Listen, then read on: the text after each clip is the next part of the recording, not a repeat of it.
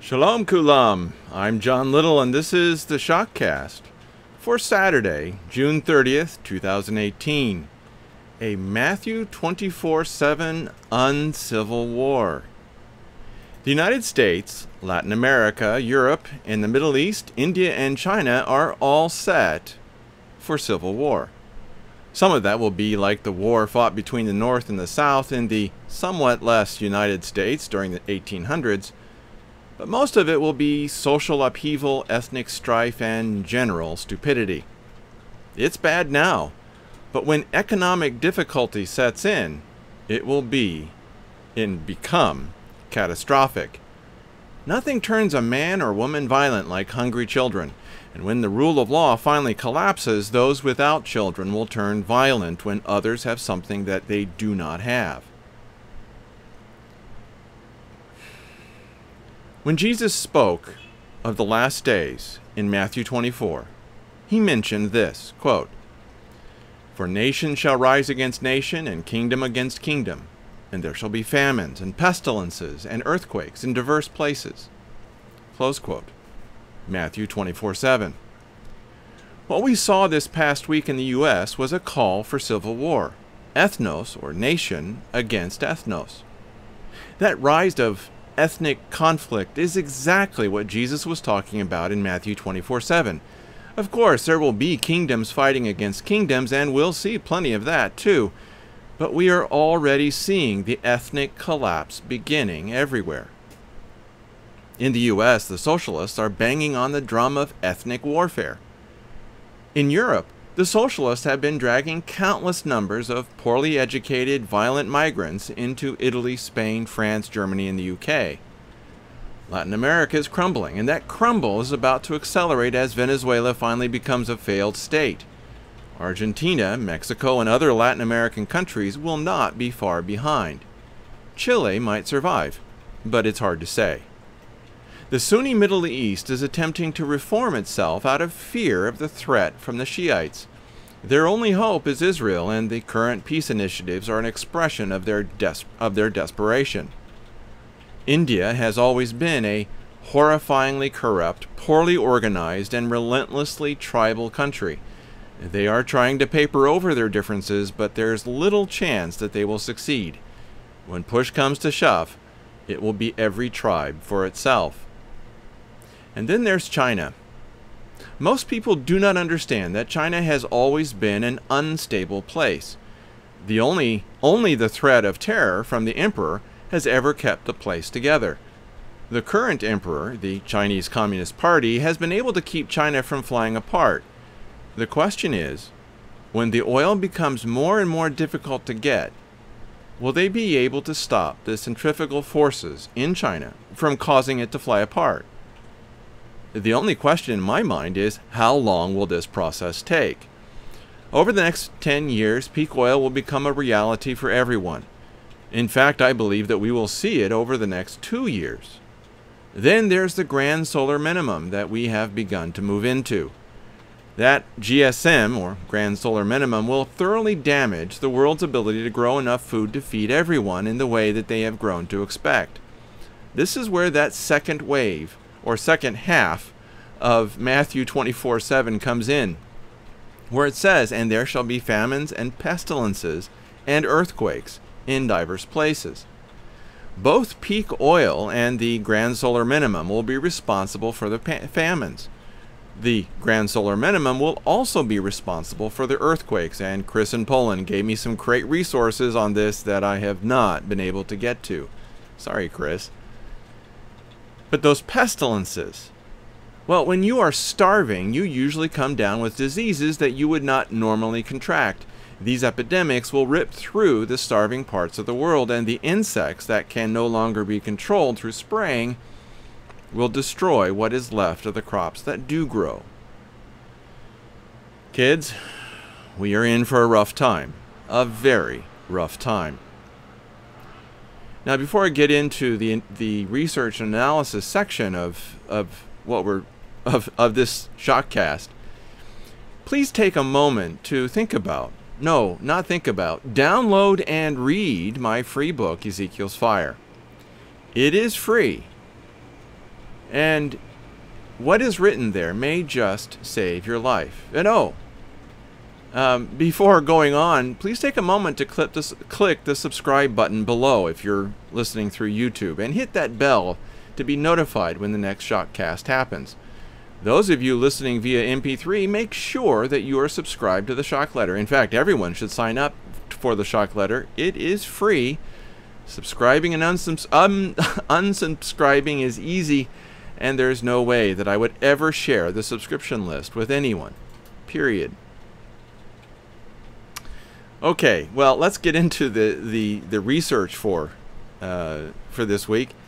We start off with the NSA's hidden spy hubs in 8 U.S. cities. If you need proof that 100% of all telephone and internet traffic is being scooped up by the NSA, here it is. We already knew that they were doing this, but now we have a lot more proof. A lot more. The problem for the NSA is that this is like drinking from a fire hose. There's too much data for anyone to actually analyze. So they will need to use artificial intelligence to analyze all this data. But are their algorithms powerful enough? Back in the 1990s, I worked on a civilian project with a unit pulled from Israeli military intelligence. After leaving the IDF, the commander of this unit created a company to use algorithms developed by the Israeli military for civilian purposes. This commander formed his company around everyone from that unit who had previously been under his command. The goal was to use sophisticated natural language processing to accurately answer questions posed to a company, in this case a bank. Whatever question you asked, in whatever way you asked it, the computer needed to figure out what was being asked and provide the answer. At the time that I left the company, this software was many times more accurate than the best human operators. By the way, that Israeli company was bought by IBM and integrated into IBM's AI development programs. Yes, the NSA have artificial intelligence routines powerful enough to manage the massive amount of data going through those huge data centers. At least I think so. Well, those algorithms were really pretty good 20 years ago. So you can bet that they are absolutely fantastic today. Remember that they do not need to analyze everything. All that they need to do is analyze patterns and a certain number of keywords, and depending on what they are looking for, find the targets that they need to pay close attention to. They can determine the level of unhappiness in a society. They can find out who will win any election anywhere in the world. They can figure out who the next enemy will be before that country even realizes that it is about to oppose the U.S.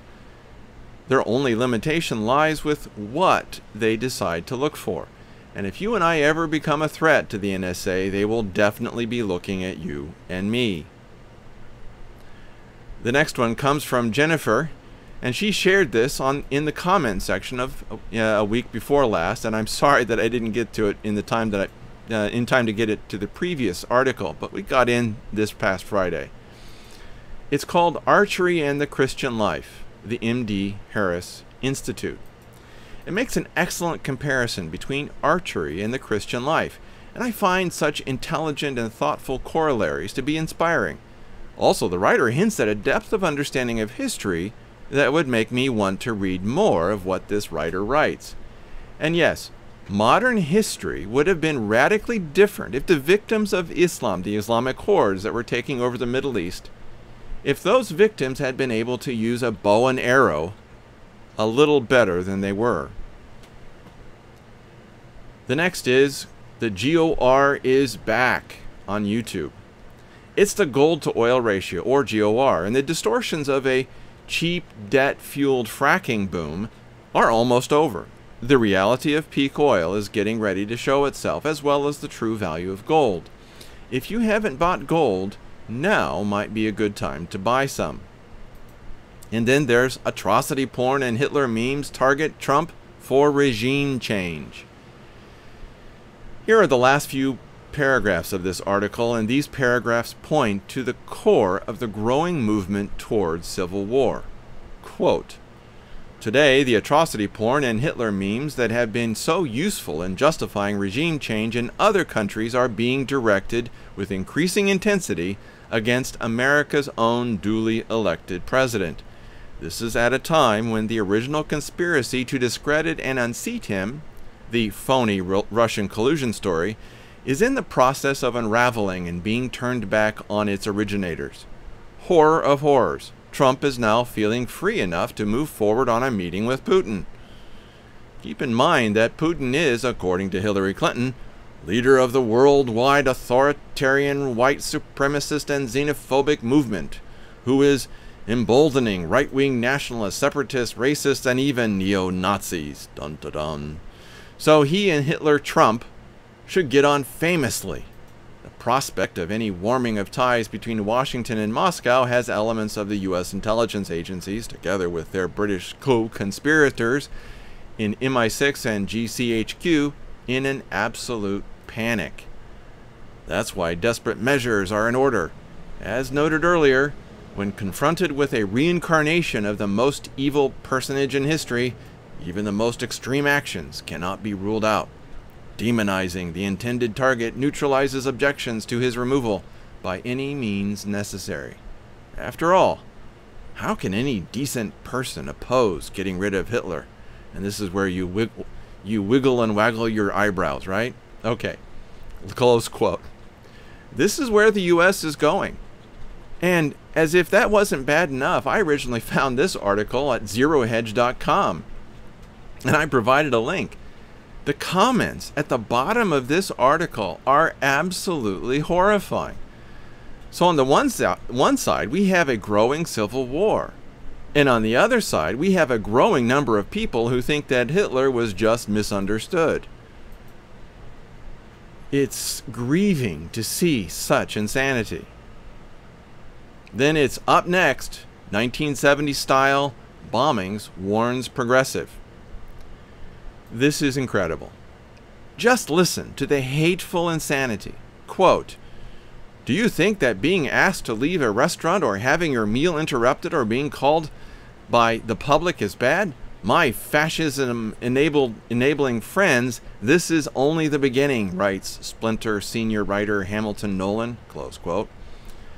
This drooling idiot, Hamilton Nolan, has no idea about what he's talking about, except that he revels in the thought of killing people. And he doesn't stop there. Quote, he reasons that when you aggressively F with people's lives, you should not be surprised when they decide to F with yours. Close quote. This is completely insane. The madness has infected this idiot's mind until it's nothing but mush. He claims that it was racism and Republicans that screwed up his life? Really? Sorry, but that was his own people that did it and blamed it on the racists and Republicans. I find it so ironic that Democrats were and are the biggest racists of all. They were the ones who owned the slaves and fought to protect the right to own slaves during the Civil War. Sorry guys, the most racist party in America is the Democratic or Democrat Party. Please get that into your heads. No one does racism better than the Democrats. And if you're a Democrat, it might be time to change your party if you don't like racism. Next, the next American Civil War. Thank you, Mueller. This is from Armstrong Economics. And whenever someone like Martin Armstrong says this, quote, "An American Civil War certainly becomes possible between 2024 and 2026 if tensions continue to rise," interestingly enough, our volatility models on the prospect of a civil war bottomed at 2008, close quote. If you see someone like Martin Armstrong say something like that, please pay attention. We are moving into strife that will horrify all of us. Then there's poll. 59% fear violence from Trump haters. 31% predict civil war.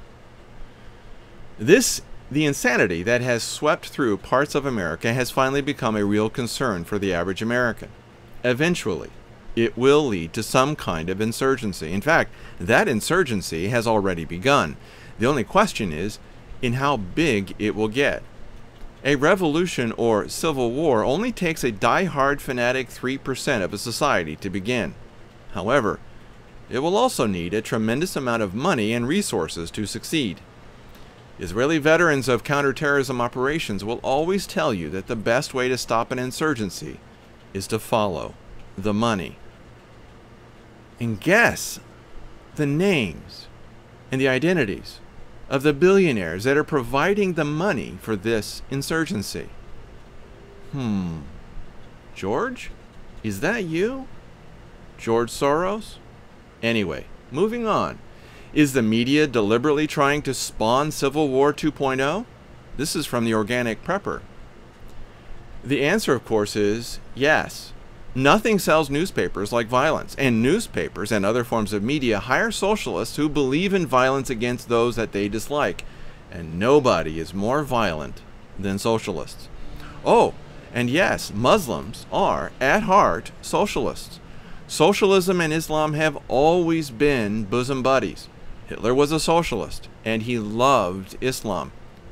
By the way, if you don't think that Hitler was a socialist, you haven't been paying attention to where he came from and how he got there. And what the name of his Nazi party was? Oh, it wasn't Nazi Party. It was the National Socialist Workers' Party, or National Workers' Party, or something like that. Anyway, it was socialist, guys. Socialist. Okay, moving on. Ex-Clinton aide? 84% of Americans support turning undocumented immigrants over to authorities, from The Hill. Now, this is interesting. So while the Democrats are pounding this immigrant drum, a gigantic majority of Americans are against illegal immigrants. I find this to be very, very interesting. I think that the elections in November, this coming November, are going to be extremely interesting in the United States. Yes, that's a word that we could use. Interesting. Then it's Bayer plus Monsanto, a match made in hell from YouTube. Unfortunately, this is a completely unbalanced report. The facts are true, but the intentions presented are not necessarily true, or at least not necessarily completely true. This is an issue of intellectual integrity that James Corbett does not have. Having said that, these companies have done evil, great evil, and this cannot be denied. However, many of these evils were not intended to be evil, at least in the beginning. And this is an important distinction when examining the motivations of these people. The world will be destroyed not just by evil intentions, but by good intentions that were misguided. These companies, in most cases, tried to create something good. The result was both good and bad. The evil, in most cases, came from hiding the evil, because they lacked the moral integrity to reveal what was bad about their products. I find it ironic that James Corbett is exactly the same. He intentionally suppresses those arguments that go against his worldview, which is virulently anti-Semitic. He never provides information that offers a counterpoint to his main narrative. This jingoism is intellectually dishonest, and people like James Corbett should be ashamed of themselves for being such dishonest brokers of information. Are Bayer and Monsanto evil companies? Yes, they are. But suppressing the news that there is good in these companies is also evil. And it also provides a distorted view of how evil will triumph in the world. You need to know how it gets there, and you need an accurate picture, not just a one-sided jingoistic view of how we got to where we are. Now, moving on to the Matthew 24:7 category or section of all of Omega Shock articles. This is shocking. Syrian migrant in Germany opposes European migrant crisis. YouTube. The only interesting part is just the first half hour. You might make it to a full hour, but you might doze off. But the discussion is with a Syrian who fled Syria long before the wave of migrants began sweeping into Europe, and he's appalled at how awful they are. And he has nothing good to say about Syria or the Syrians that live there.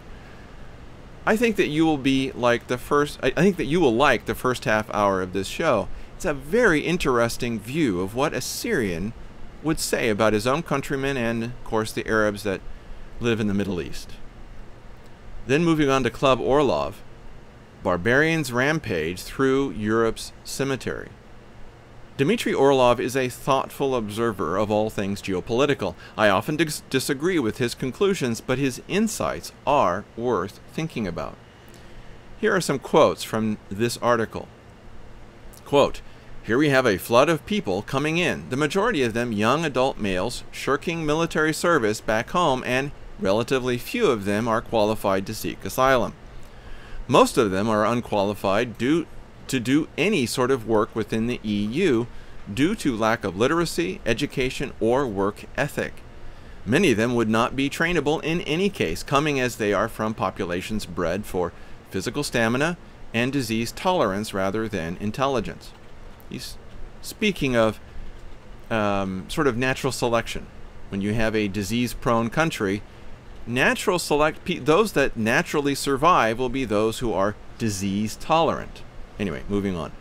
Quite a few are Islamic radicals who see themselves as actual colonizers. Many more have no qualms about robbing Europeans and raping European women. After all, it's in the Quran.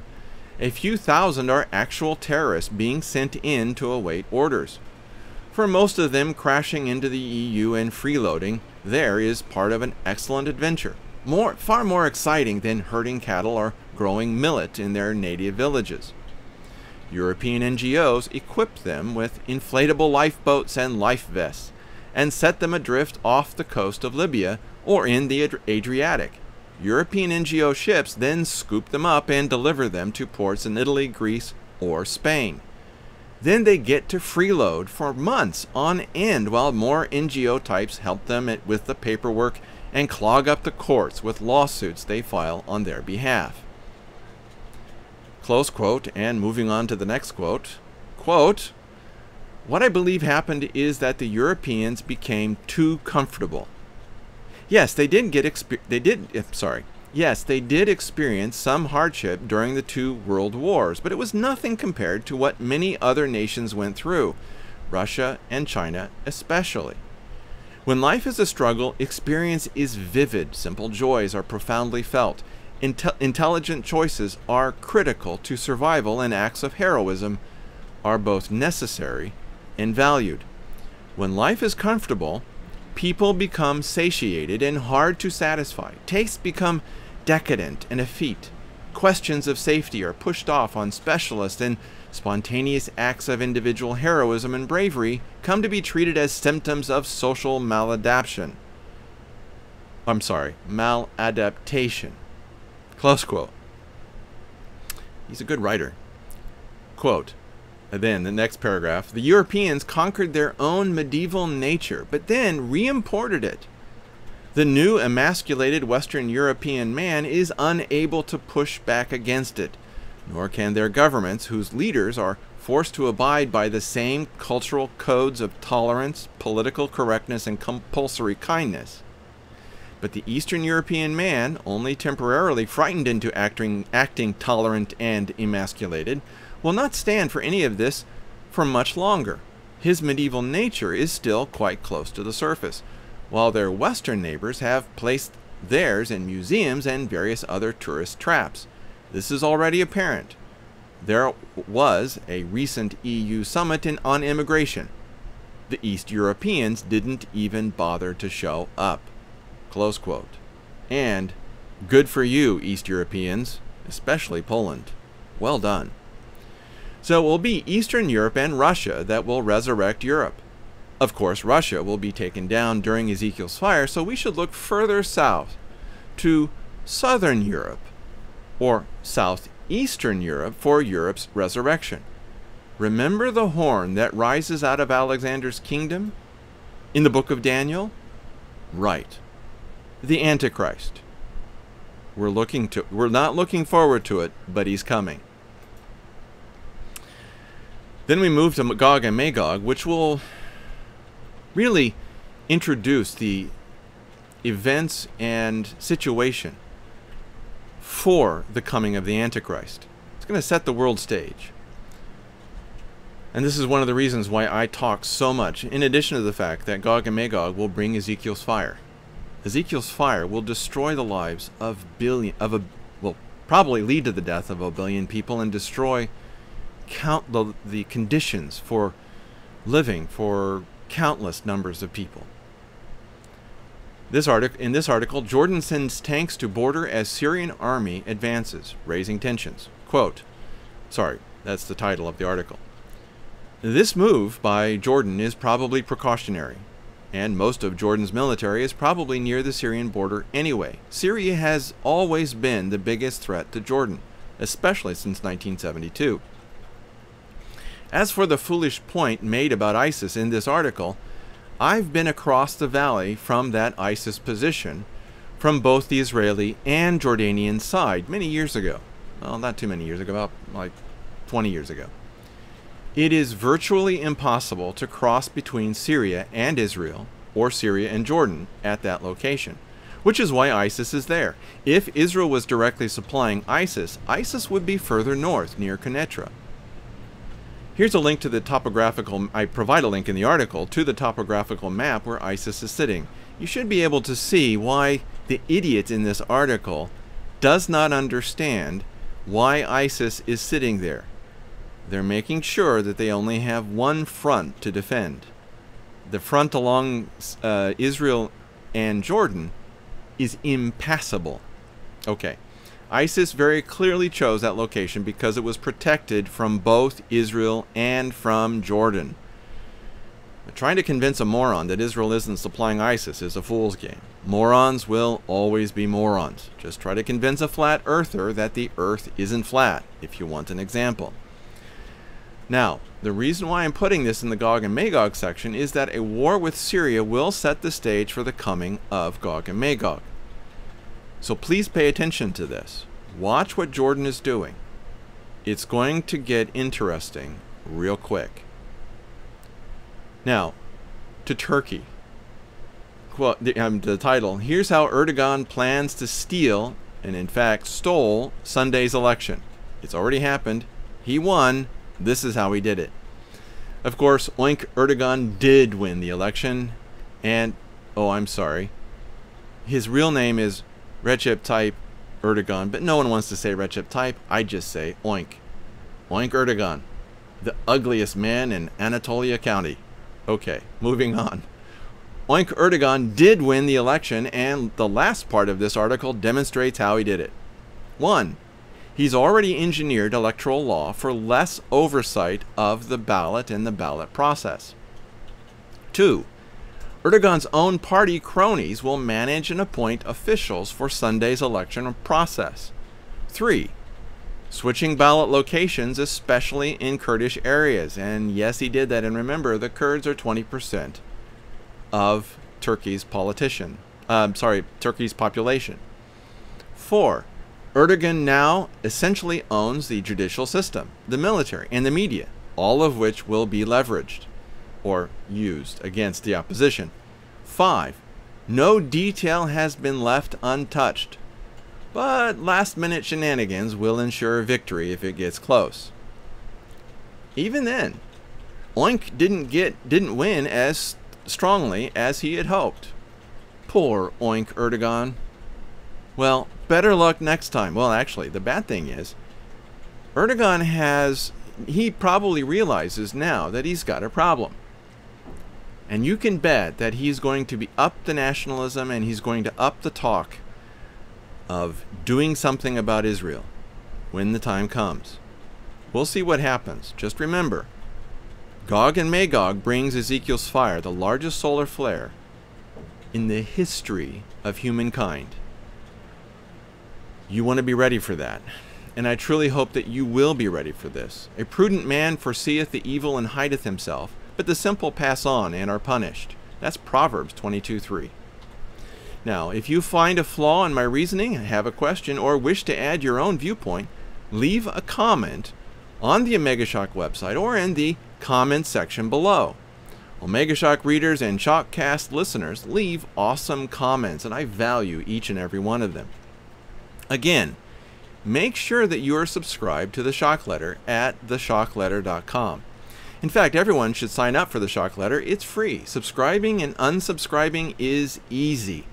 And there's no way that I would ever share the subscription list with anyone, period. You have my promise on that. For those of you on YouTube, hit that subscribe button and click the bell to get notifications. And if you like this video, give it a thumbs up. All of that helps you and me get the message out. And please, share what you have read and what you have seen. This information is important and may save lives. And so allow me to close with this blessing from Numbers 6:24-26. Yevarechecha Yehovah v'yishmerecha. Ya'er Yehovah panav elecha v'yichuneka. My Hebrew is rusty. Yisa Yehovah panav elecha v'yaseh lecha shalom. The Lord bless thee and keep thee. The Lord make his face shine upon thee and be gracious unto thee. The Lord lift up his countenance upon thee and give thee peace. Numbers 6:24-26. May your pastor give you the words that you need to continue walking the path that God calls you to follow. And Lord willing, I will see all of you next week.